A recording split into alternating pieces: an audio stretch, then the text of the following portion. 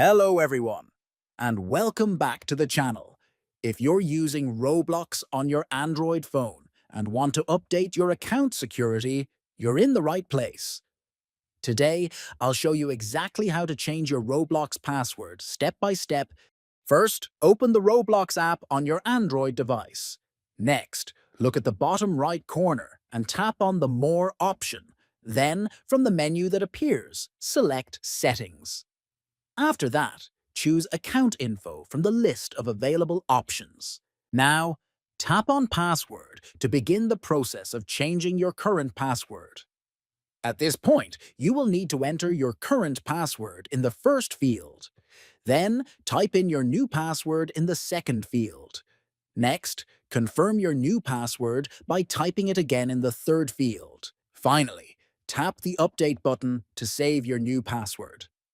And that's it. Your Roblox password is now updated successfully. Make sure to remember your new password and keep it secure. Thanks for watching, and we'll see you in the next video.